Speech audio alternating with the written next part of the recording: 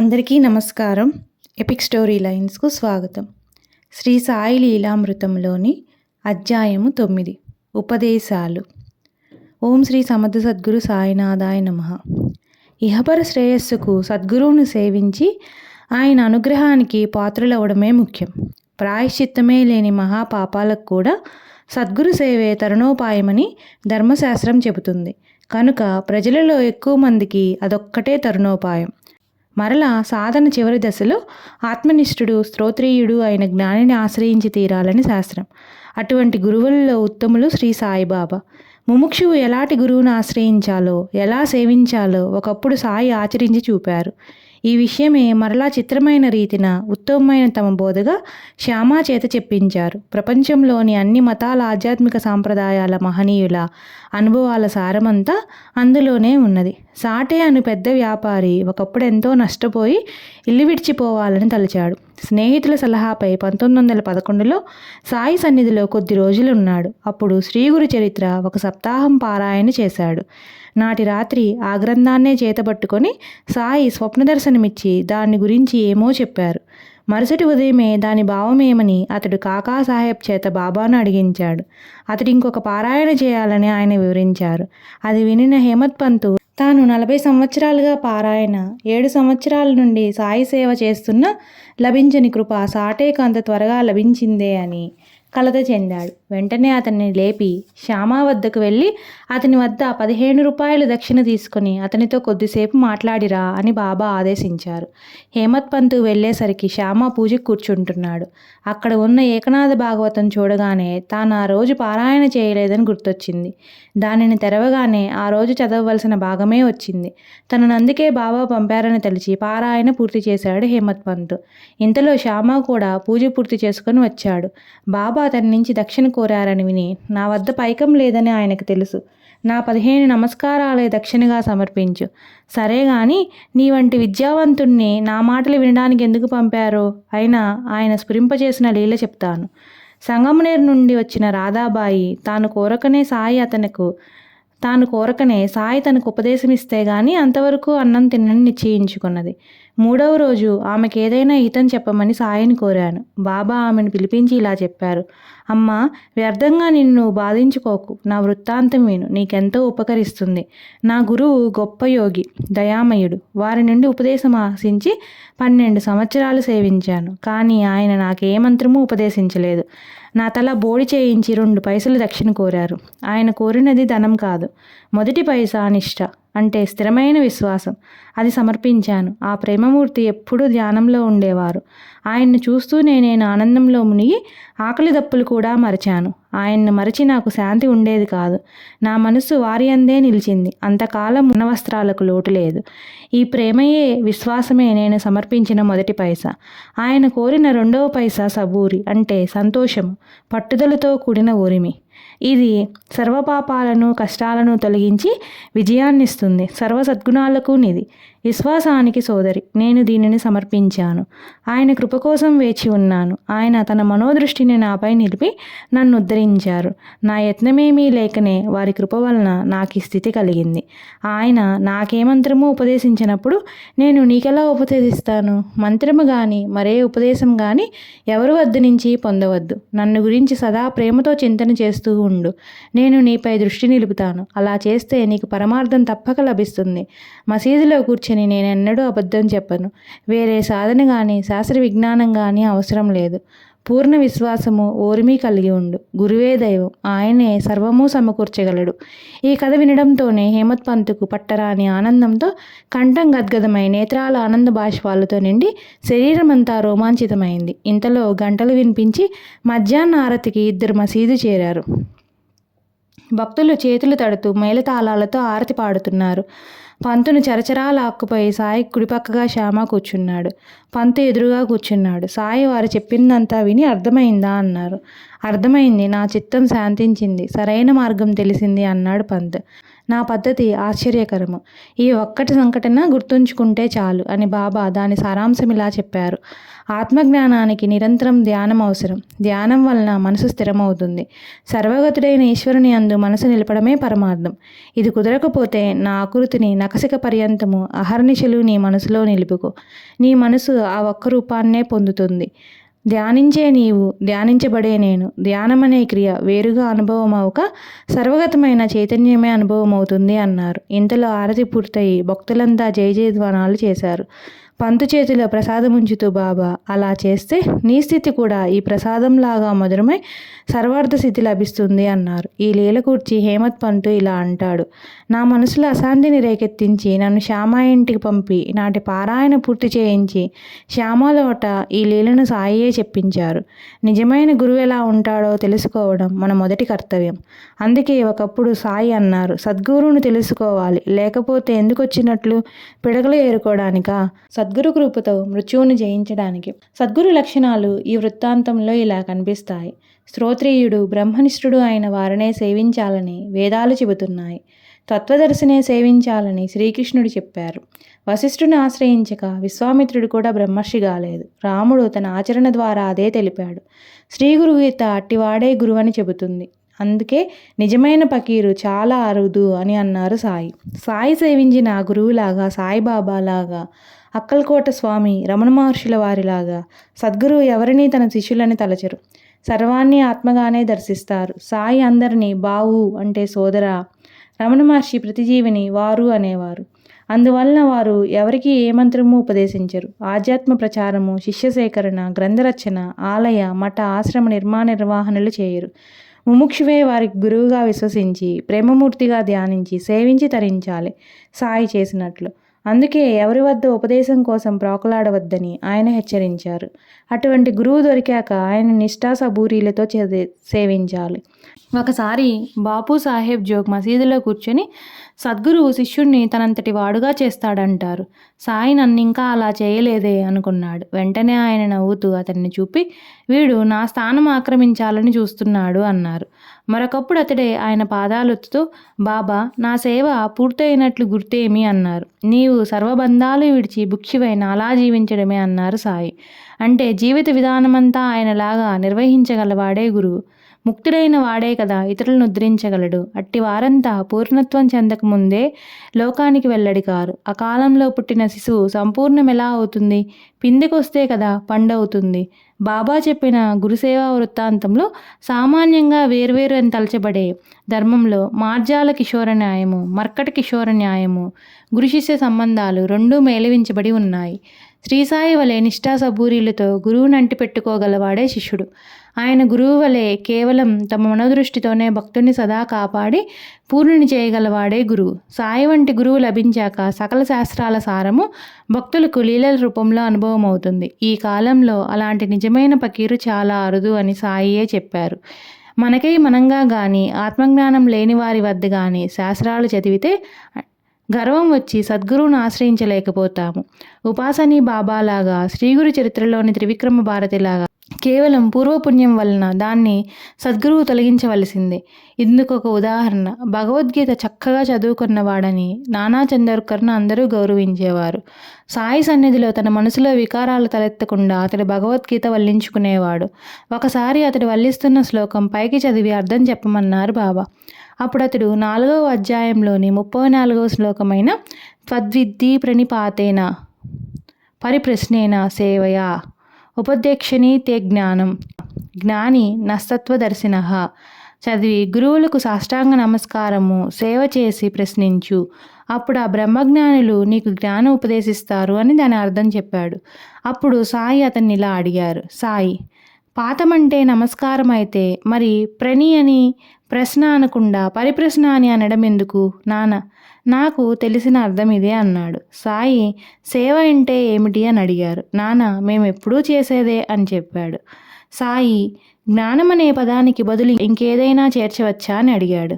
నాన్న, అజ్ఞానం అని చదివితే ఛందస్సు సరిపోతుంది కానీ భాష్యాలేవి అలా వివరించలేదు అని చెప్పాడు. అప్పుడు సాయి, అయితేనేమి, అంతకంటే మంచి అర్థం వస్తే అలానే చదవవచ్చు కదా. అర్థం ఎలా సరిపోతుందో చెబుతాను. పరబ్రహ్మ స్వరూపమైన కృష్ణుడు ఇతర జ్ఞానులను సేవించమని అర్జునుడికి చెప్పడం ఏమిటి? నాకేమీ తెలియలేదు. అతని విద్యాగర్వం అణిగింది. అప్పుడు సాయి ఆ శ్లోకాన్ని ఇలా వివరించారు. గురువుకు నమస్కారం చేస్తే చాలదు, ఆత్మ సమర్పణ చేసుకోవాలి. అదే ప్రణిపాతం అంటే. బుద్ధి పుట్టినప్పుడు మాత్రమే సేవ చేయడం కాక, తన శరీరం గురుసేవ కోసమే ఉన్నదని, దానిపై తనకెట్టి అధికారమూ లేదని తలచి చేసినదే సేవ. అట్టివాడే శిష్యుడు. అతడు కేవలం మోక్షంపై కోరికతో, యోచనతో అడిగి సందేహ నివృత్తి చేసుకునడమే పరిప్రశ్న. వెలుగంటే చీకటిని పారద్రోలడమే, అజ్ఞానమంటే అజ్ఞానాన్ని తొలగించడమే. శిష్యుడు సహజంగా జ్ఞానస్వరూపియే, కానీ అతడే జీవుడునని, శరీరమే తానని తలచి సుఖదుఖాలకు, కర్మబంధాలకు లోనవుతాడు. జ్ఞానం అనుభవంతో మాత్రమే కలుగుతుంది కానీ మాటలకు, ఊహలకు అందదు. కనుక దాన్ని వాచా బోధించడం సాధ్యం కాదు.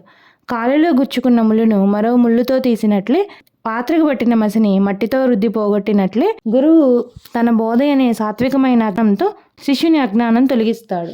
అప్పుడు శిష్యునిలో దాగి ఉన్న జ్ఞానం శిష్యునికే అనుభవం అవుతుంది. కనుక గురువు వాచా బోధించేది కూడా అజ్ఞానమే. సర్వము దైవస్వరూపమని తత్వద్రష్టులందరూ ఆ భగవంతుని రూపాలైనని సద్భక్తుడు గుర్తిస్తాడు. తత్వద్రష్ట లేక బ్రహ్మజ్ఞాని అయిన గురువు కూడా శిష్యుణ్ణి ఆ భగవంతుని రూపంగానే దర్శిస్తాడు. అటువంటి గురుని ప్రాశస్త్యం తెలిపేందుకే కృష్ణుడు ఆత్మజ్ఞానులను సేవించాలన్నాడు అని చెప్పారు బాబా.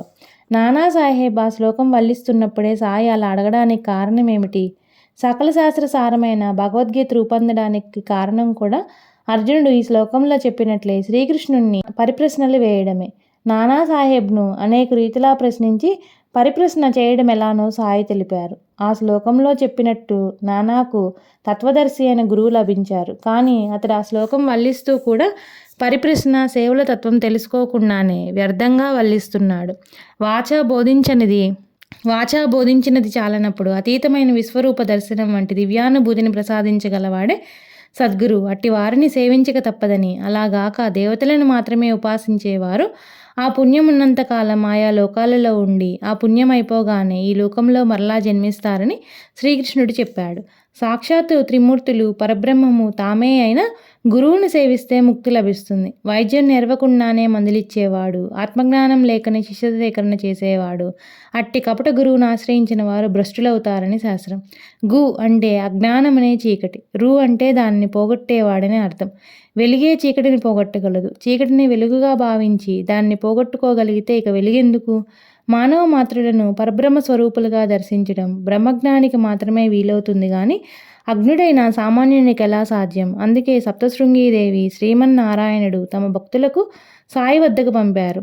అందుకే వేద ఋషులు, శ్రీకృష్ణుడు మొదలుకొని సాయి వరకు మహాత్ములందరూ గురువునే సేవించాలన్నారు. కానీ ఈ ప్రపంచంలోని సాధువులందరిలో ఎవరు బ్రహ్మజ్ఞానులో ఎవరు కారో ఎలా తెలుసుకోవాలి? మనకై మనమే నిర్ణయించుకుంటే ఎలా ఉంటుందో ఇందుకు సరియైన మార్గమేదో సాయి తెలిపారు. కుశాబావు అనే టీచర్ ఒక సాధువును ఆశ్రయిస్తే ఆయన ఒక మంత్రం నేర్పాడు. దానివలన అతడు కూరగానే పండ్లు, మిఠాయిల వంటి వస్తువులు చిత్రమైన రీతిన అతని చేతిలోకి వచ్చేవి. అది చూచి జనం అతని చుట్టూ చేరసాగారు. కొందరు అతన్ని రకరకాలుగా విమర్శించసాగారు. వీరిని దండించడానికి తగిన మంత్రాలు నేర్పమని అతడు ఆ సాధువుని వేధించసాగాడు. ఆ సాధువు అతన్ని ఇక నుంచి సాయిబాబాను ఆశ్రయించమని చెప్పి హిమాలయాలకు వెళ్ళిపోయాడు. కుశాబావు 1909లో షిరిడీ చేరాడు కానీ బాబా అతన్ని మసీదులోకి రానీయక అతడు ఆ శక్తులను గోదావరి నదిలో విడిస్తే గాని రానివ్వనని పట్టుబట్టారు. ఆ మంత్రశక్తితో అతడు వేరొక చోట నుండి వస్తువులు తెప్పిస్తున్నాడని, కనుక అవి అమాయకులను అపవిత్రం చేస్తున్న దొంగసొత్తని ఆయన చెప్పారు. అతన్ని చూచిన వారికి కూడా అటువంటి శక్తులపై వ్యామోహం కలుగుతుంది కదా. ఇలా అతనిని, సాటివారిని అపవిత్రం చేస్తున్న ఆ శక్తులను అతడు విడిచిపెట్టాలని ఆయన చెప్పారు. చివరకు అతడు దాన్ని గోదావరిలో విడిచిపెట్టాక బాబా అతని చేత రోజు శ్రీ సమర్థ రామదాస స్వామి రాసిన దాసబోధ చదివించారు. అతని చేత శ్రీగురు చరిత్ర 108 సార్లు పారాయణం చేయించాకని అతన్ని క్రింది రీతిని అనుగ్రహించారు. ఒక ఏకాదశి నాడు కుశాబావు ఉపవసిస్తున్నాడు. అతడు బాబాను దర్శించి ప్రసంగవశాత్తు పూర్వం ఋషులు కందమూలాలు తినేవారని చెప్పాడు. సాయి ఆ పదాన్ని కాంద అంటే ఉల్లిగడ్డ అని చమత్కరించి అతనికి కొన్ని ఉల్లిగడ్డలు ఇచ్చి తినమన్నారు. అతడు దిక్కుదోచక ఆయన తింటే తాను తింటానన్నాడు. అప్పుడు ఇద్దరూ చెరికొన్ని తిన్నారు. అప్పుడు సాయి కొందరు భక్తులను పిలిచి, ఈ సద్బ్రాహ్మణుడు చూడండి, ఏకాదశి నాడు ఉల్లి తిన్నాడు అని చెప్పి గేలి చేశారు. అతడు తనను బాబా ఆదేశిస్తేనే ఉల్లి తిన్నానని, ఆయన కూడా తిన్నారని చెప్పాడు. బాబా అంగీకరించక తాము తిన్నది కక్కి చూపారు. అందులో కందమూలాల ముక్కలే ఉన్నాయి గాని మచ్చుక్కైనా ఉలి లేదు. కుశాబావు అదే మంచి అవకాశమని తెలిసి ఆయన కక్కినది మహాప్రసాదమైన గురువుచ్చిష్టంగా అంటే గురువు ఎంగిలిగా తినేశాడు. బాబా అతన్ని తిట్టి కొట్టి వారించాలని చూచారు. కానీ అతడు వినలేదు. అతడి భక్తి శ్రద్ధలకు ఆయన కన్నుల వెంట ఆనంద బాష్పాలు కారాయి. ఆయన అతన్ని ఆశీర్వదించారు. అతడు మంచి గురుభక్తుడయ్యాడు. ఈ లీల ద్వారా లోకానికి శ్రీ గురు చరిత్ర యొక్క ప్రాశస్యం తెలిపారు బాబా. దాని పారాయణ కుశాబావును పవిత్రుడిని చేసి సద్గురు కృపకు పాత్రుడిని చేసింది.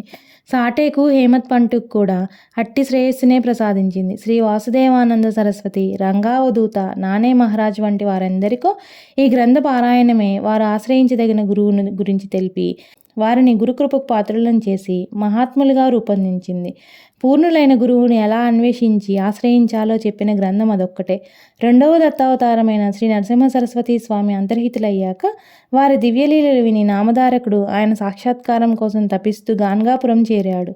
అతనికి అక్కడ సిద్ధుడనే యోగి రూపంలో శ్రీ నరసింహ సరస్వతి స్వామి స్వప్న దర్శనమిచ్చారు. నామధారకుడు నిద్రలేవగానే ఆ సిద్ధయోగియే ప్రత్యక్ష దర్శనమిచ్చి అతనికి శ్రీగురు చరిత్ర చెప్పాడు. శ్రీగురు చరిత్రకు అంత ప్రాముఖ్యం ఇవ్వడం ద్వారా లోకానికి శ్రీ సాయి ఎన్నో ఆధ్యాత్మ రహస్యాలు సూచనగా తెలపడమే జరిగింది. సాధకులు నామధారకునిలా మొదట దత్తావతారమైన సద్గురుని లీలలు వింటే వారిని దర్శించి ఆశ్రయించాలన్న బలమైన కోరిక కలుగుతుంది. అతడు సహజంగానే ఆ లీలని గురించి ఆయన గురించి చింతన చేస్తూ ఆయన కోసం తపిస్తాడు. అప్పుడు ఆయన ఏదో ఒక రూపంలో స్వప్న దర్శనమిస్తారు. తర్వాత ప్రత్యక్ష దర్శనం ఇచ్చి అనుగ్రహిస్తారు. పైన చెప్పినట్లు ఆ మహిళలందరి అనుభవాలు ఇలానే ఉన్నాయి. సూఫీ సాంప్రదాయంలో కూడా సాధకుడు మొదట పరమపదించిన ఒక మహాత్ముని ఆశ్రయించి తాము ఆశ్రయించవలసిన గురువెవరో తెలపమని ప్రార్థిస్తాడు. సకాలంలో ఆ మహిళ ఆ విషయం వారికి స్వప్నంలో చెబుతారు. ఇది ఉత్తమమైన మార్గం కనుకనే శ్రీ సాయి దానికి అంత ప్రాధాన్యతనిచ్చారు. ఆయన కూడా వెనుక జన్మల్లో తమను సేవించిన వారికి ముందుగా స్వప్న దర్శనమిచ్చాకనే వారిని షిరిడీలో ప్రత్యక్షంగా తమ చెంతకు రప్పించుకున్నారని శ్రీ సాయి సందర్శనము అనే అధ్యాయంలో గమనించాము. అందుకే శ్రీ సాయి భక్తులకు శ్రీ గురు చరిత్ర పారాయణ ఎంతో ముఖ్యం. అలానే ఒక సాధకుడు యోగం అభ్యసిస్తూ ఉంటే దూరదృష్టి లభించింది. దూరాన ఒక యంత్రశాల తగలబడుతూ ఉంటే అతడు ధ్యానంలో చూడగలిగాడు. అప్పుడు షిరిడీ వచ్చినప్పుడు బాబా, ఎందుకు ఆ వేష ప్రదర్శనలు చూస్తావు? నేనెప్పుడు అలా చేయను, అదెవరికీ తగదు అన్నారు. ఆత్మజ్ఞానంతో లభించే శక్తులు లోకహితం చేస్తాయి. ఇటువంటి శక్తులు సాధకులను ప్రజలను కూడా పక్కదారి పట్టిస్తాయి. కోరి శక్తులను సాధించి లోకాన్ని మెప్పించడం వేషవృత్తి. అట్టి సాధకునికి భక్తి ఆ భగవంతుని పట్ల వ్యభిచరించి అతనికి లోకానికి కూడా కీడు చేస్తుంది. సామాన్య బోధకునిలాగా సాయిబాబా మాయ, బ్రహ్మము మొదలైన పెద్ద పెద్ద మాటలు వల్లించలేదు. సామాన్యులకు అవి నిరుపయోగమే కాక అహాన్ని పెంచుతాయి కూడా. సామాన్యంగా ఎంతో చిన్నవనిపించే విషయాలే చాలా పెద్దవి. వాటిని చక్కదిద్దుకొని నిజమైన మానవత్వాన్ని అలవర్చుకోవడమే ధర్మమని, దాన్ని సాధించకనే సాధన ప్రారంభిస్తే ఇహపరాలు రెండూ చెడతాయని ధర్మశాస్త్రాలు చెబుతున్నాయి. వెనక సాయి చెప్పిన మామిడి పూత వలె మనం సద్గురు భక్తి నుండి మధ్యలో రాలిపోకుండాను, మరుజన్మలో దుఃఖం కలగకుండాను వారి ఉపదేశాలు ఉపకరిస్తాయి. సాయి భక్తులను ఎలా హెచ్చరించేవారో చూద్దాము. ఒకసారి అంజన్వేల్ నుండి మధురదాస్ అనే భక్తుడు వచ్చి సగునుమేరు నాయక్ ఇంట్లో దిగాడు. ఒకరోజు వాళ్ళిద్దరూ సాటివారి దోషాల గురించే మాట్లాడుకున్నారు. తర్వాత మధురదాసు మసీదుకి వెళ్ళగానే బాబా చికాకుగా ఏమిటి సగున్ అంటున్నాడు అన్నారు. తమ సంభాషణ బాబాకెంతో బాధ కలిగించిందని అతడు గ్రహించాడు. దుష్ప్రచారము, దాన్ని ఆసక్తితో వినడమే కదా దుస్సాంగత్యం అంటే. అది నిజమైన అబద్ధమైన సర్వము సాయరూపమన్న వివేకాన్ని పాడు చేసి పుణ్యం అపహరించి హృదయాన్ని కలుషితం చేస్తుంది. అలాగే ఒకరోజు వసతి గృహంలో ఒకడు వేరొకరి గురించి అపవాదులు కల్పించి వారి మనసులను విరిచివేయాలని తలిచాడు. తర్వాత అతడు బాబా లిండీకి వెళ్తుంటే ఎదురయ్యాడు. అప్పుడు ఆయన మలం తింటున్న ఒక పందిని అతనికి చూపి, అది మలమెంత ప్రీతిగా తింటుందో చూచావా? సాటివారి గురించి అపవాదులు కల్పించడం అలాంటిదే. క్రమంగా మనలను సాటివారు ఏవిగించుకుంటారు. అంతేకాదు, అలా చేస్తే మనం కష్టపడి సంపాదించుకున్న పుణ్యమంతా వారికి, వారి పాపం మనకు వస్తాయి. ఇక షిరిడీ యాత్ర వలన మనకేం ప్రయోజనం అన్నారు. అందుకే క్రీస్తు ఇతరుల దోషాలెంచుకు, ఎంచితే భగవంతుడి నీలో లోపాలెంచుతాడు, అంటే క్షమించడు అని. సాటి వారిని అంత కొద్దిగా నిందించినా నరకంలో శిక్ష తప్పదని చెప్పారు. పక్కవాడి కంట్లో నలుసు తీసే ముందు నీ కంటిలోని దూలాన్ని తొలగించుకో అన్నారు. అంటే ఇతరులలో తప్పులెంచే ముందు మన తప్పులేంటివి అనేది తెలుసుకోవాలన్నమాట. ఇతరులను మనసులో కూడా ద్వేషించకూడదు. హత్య, శత్రుత్వము, రుణము వీటి ఫలితం అనుభవించక తప్పదన్నారు సాయి. ఒకరోజు ఒక భక్తుడు రవ్వ కేసరి ప్రసాదంగా పంచుతున్నాడు. వేరొక భక్తునితో ప్రసాదం తీసుకున్నావా అన్నారు బాబా. అతనికి తనకు భేదాభిప్రాయాలు ఉండడం వల్ల ప్రసాదం తీసుకోలేదు అన్నాడు అతడు. అప్పుడు సాయి, ఇచ్చేది ఇవ్వబడేది పుచ్చుకునేది ఎవరు? అంతా ఒక్కటే, ఎవరినీ శత్రువులుగా తలచవద్దు అన్నారు. ద్వేషం ఎంత ప్రమాదకరమో చెన్నబసప్ప, వీరరుద్రప్ప అనే పాము కప్పలకు పూర్వజన్మలో సాయి సన్నిధి లభించిన పరస్పర దేశం వలన హీన జన్మలు లభించాయి. పై రెండు బలహీనతలకు భిన్నమైన మరొక దాన్ని గురించి కూడా ఒకసారి సాయి నానా చంద్రకర్తో ఇలా చెప్పారు. యాచించిన వారికి శక్తి కొద్దీ సమర్పించు, ఇంకా అడిగితే వీలు కాదని సౌమ్యంగా చెప్పు, కోపించవద్దు. కొంతకాలానే కళ్యాణ్లో అతనింటికి ఒక బిచ్చకత్త వచ్చి పెట్టిన దానితో తృప్తి చెందక ఇంకా కావాలని పట్టుబట్టింది. అతని సేవకునితో పెట్టింది తీసుకుపోమ్మను, లేకుంటే మెడబెట్టి గెంటు అన్నాడు. ఆమె వెళ్ళిపోయింది. తర్వాత అతడు షిరిడీ వెళ్ళినప్పుడు సాయి అతనితో పలకలేదు. కారణం అడిగితే, నా మాట వినని వారితో నాకేం పని? ఆ బిచ్చగత్తెను అధికంగా భిక్ష కోరినందుకు మెడబెట్టి గంటమంటివే, ఆమె వాకిట్లో కూర్చుంటే నీదేం పోయింది అన్నారు. అంతేకాదు, ఆవేశమెన్నడూ తగదని సాయి అంత చమత్కారంగా బోధించారు. ఆయన ఒక భక్తుని దక్షిణ అడిగారు. అతడు తన వద్ద పైకం లేదన్నాడు. ఆయన ప్రతి 10 నిమిషాలకు 15 నిమిషాలకు సాయి అతన్ని తిరిగి అడిగాడు. చివరికి అతడు విసిగిపోయి, నా వద్ద డబ్బు లేదంటుంటే అని గొంతు చించుకున్నాడు. సాయి కొంటిగా నవ్వి, లేకపోతే లేదని నెమ్మదిగా చెప్పు, అది కాకుంటే ఊరుకో, అరుస్తావెందుకు అన్నారు.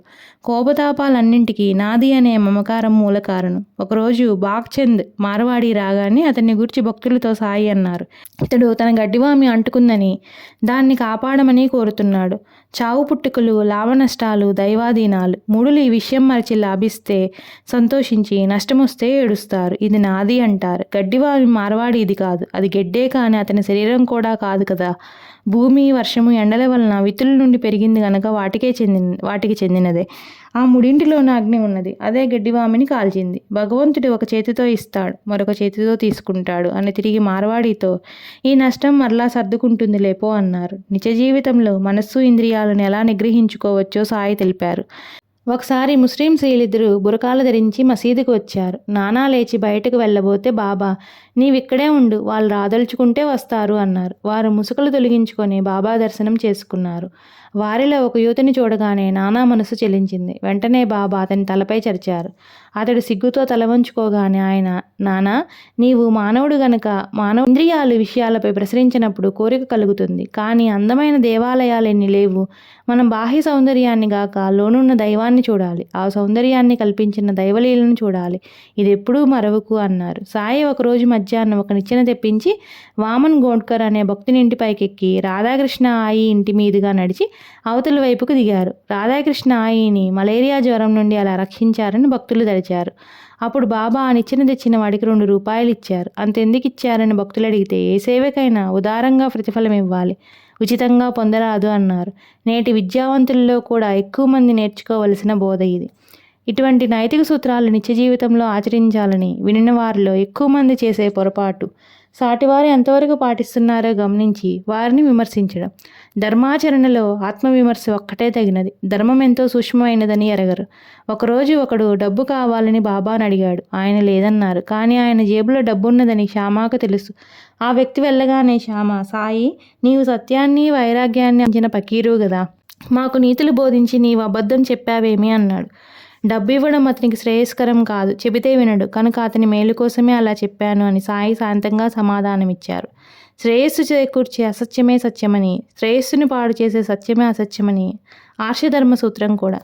దాసగును 1910లో షిరిడీ వెళ్తుండగా దారిలో ఒక వ్యక్తి బాబాను నిందించాడు. అంతటితో దాసగును మనస్సు చెలించింది. షిరిడీ చేరగానే నూల్కర్ అనే భక్తుడు అతన్ని సమాధానపరిచి ఆర్తికి తీసుకువెళ్ళాడు. అప్పుడు సాయి, గను, నీవు నూల్కర్ను హృదయపూర్వకంగా సేవించాలి, అందులో న్యూనత ఏమీ లేదు అన్నారు.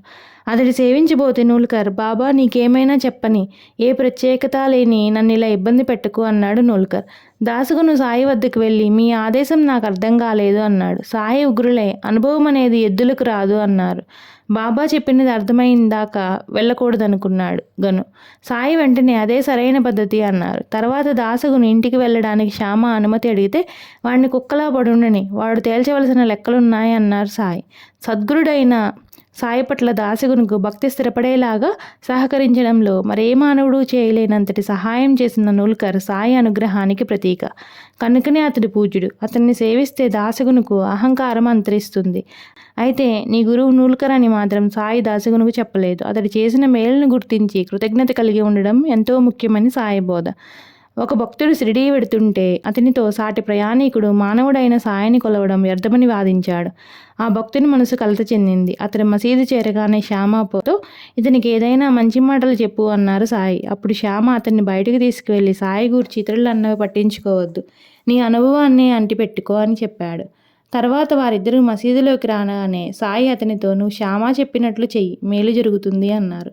మన సహాయం ఎవరైనా అర్థిస్తే తప్పక చేయడం కానీ లేక చేయించడం కానీ మన ధర్మం అన్నారు సాయి. వారు కూడా ఈ ధర్మం పాటించారు. ఒకప్పుడు ఒక రైతు తన పొలంలో బావికి అర్జీ పెట్టుకుంటే జిల్లా కలెక్టర్ త్రోసిపుచ్చాడు. అతడి బాబాతో చెప్పుకుంటే ఆయన, నీవు నానా చందోర్కర్తో కలిసి కనీత్కర్తో మాట్లాడు, నేను నానాతో చెబుతాను అన్నారు. తర్వాత నానా సహకారం వల్ల కలెక్టర్ అది మంజూరు చేశారు. అతడి బావి తవ్వించుకొని పంటలొచ్చాక తన అప్పులన్నీ తీర్చుకున్నాడు. తదుపరి అధ్యాయాలను మరలా చెప్పుకుందాం.